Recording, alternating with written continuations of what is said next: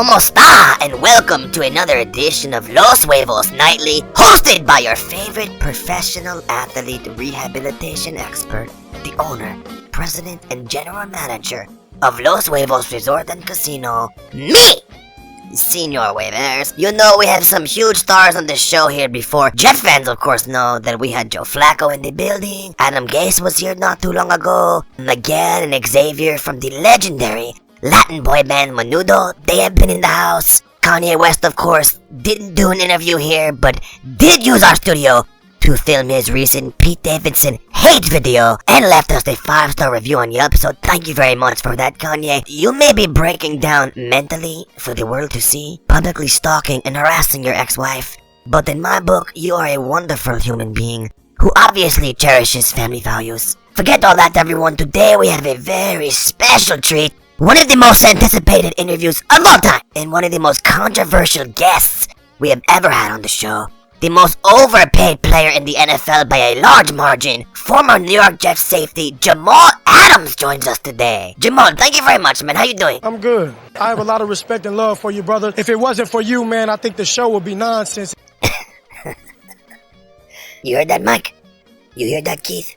Nonsense. They have Wookiee on every show. Now Keith's cousin Sammy has come out of the woodworks each week. So my time has become limited. It's bullshit. I know people want more, senor. But once again, thank you for saying such nice words. No problem, man. I'm ready to, talk with my guy. Yeah, start it off. Okay, Jamal, let's get into it, bro.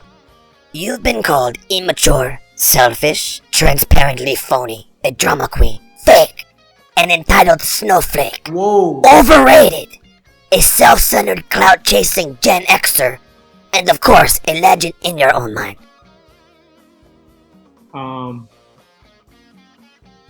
Yeah, I'm sorry, that's not a question. I just wanted to let you know what people have been saying about you. That's your opinion. Well, it's not my opinion, to be fair. It's what most of the sports world thinks about you, yes, but not my opinion, no. Senor fully supports everything you did, manipulating the situation with the Jets the second you didn't get that new contract. And you end up making the Jets look like the bad guy. It was a genius move for Jamal Adams' brand, to be honest, and Senor would have done the same exact thing. The great ones, they do that. Right on. Okay, so let's transition. I know you had a rough year, 2021. No sacks, which is really all you do well.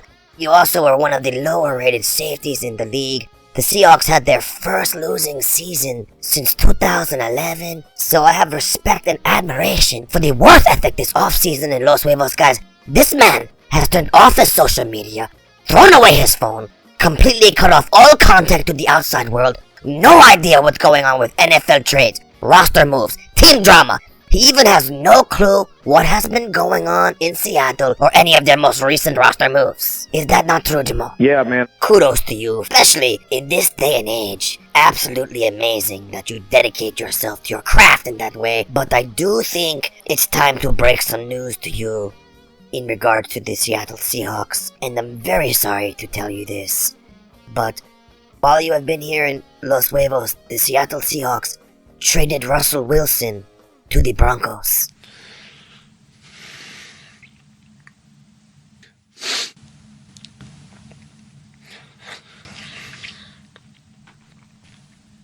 Yeah, I know, I'm sorry.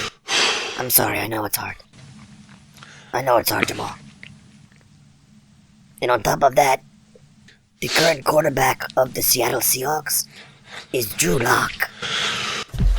Whoa, Jamal! Jamal, are you okay? Okay, everybody, it looks like Jamal, has passed out from the shock of the news. Or maybe it's just the sheer irony of the situation. One or the other. We're gonna take 5 and see if we can revive him. I know we have some smelling salt around here somewhere, and try to get Jamal back up and on his feet, and see if we can finish this interview. We'll be right back. Do you feel like you're riding the bench of life? Do you feel like other people are more skilled, better looking, more intelligent? Do you feel like a scrub? Want to change that? Come to Los Wavos Resort and Casino. We've been rehabilitating scrubs for over 100 years. The best in the business. Okay, everybody, welcome back. I want to thank Jamal for continuing the interview. You do not have to do this. I really appreciate it. The fact that you feel comfortable enough around me to put yourself in that vulnerable place where you cried for so long. I mean, it's been 45 minutes since we stopped the interview.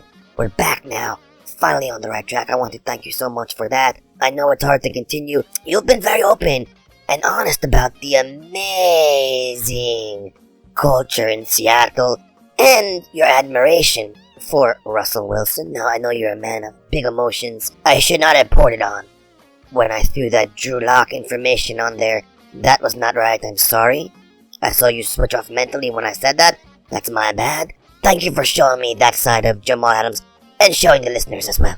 Not too many people really seen that because I'm always, kind of hiding behind a mirror, should I say. Wow. Just wow, Jamal. That is a surprisingly honest and shockingly deep self-assessment. I believe transparently phony is one of the things people use to describe you, so that pretty much lines up exactly with that. So I appreciate you sharing that, and like I said, sharing that side of you. If I could just point out for a moment a little bit of irony here. Seattle traded a ton of assets to get you. Then after doing that, had to use a huge chunk of the salary cap space to sign you, which put them in a position where they basically had to trade Russell Wilson away from the team and release some other Seattle legends to make this all happen. This is Shakespearean level irony here unfolding before us. Let me ask you, all your quotes about Seattle's amazing culture and all the love that you seemingly had with that team, did they seem silly right now considering they just blew up the entire team to sign you? Oh no, he's getting upset again. Here we go. When you have that culture, when you have that family, Here come the tears. right? Cafeteria guys feel important. Cafeteria guys, what are you talking about right now? Like it was literally walked in, I felt love. I felt It's okay, collect yourself. Collect yourself and continue, it's fine. love. This guy has to be kidding me right now. This is how they're supposed to take care of you. This is the dream that I was dreaming. The dream that you're dreaming has come to a screeching halt here. You got your money, but ironically, trading for and then signing you led to the downfall of the entire Seattle Seahawk run they've been on for over a decade, so great work there on your part. Real quick, getting serious, Jamal. I know you're an advocate for mental health issues when it's convenient to your own narrative when trying to create sympathy and take the focus off your own immature childish behavior. Very shrewd move by you. I know that Russell Wilson news was tough. You've had a little time to let it bounce around your noggin, think about it. Maybe you can just put the listeners in your headspace when I delivered the news to you about Drew Lock, the future for the Seattle Seahawks, the probable chance your team will be a dumpster fire for many years to come. It did look like you wanted to cause some self-harm there, so I'm just checking in on your mental state. It was a dark place. Nothing suicidal, but I was still in a dark place, man. They gave $70 million to the 62nd ranked safety in the NFL, then traded away one of the best QBs in the league.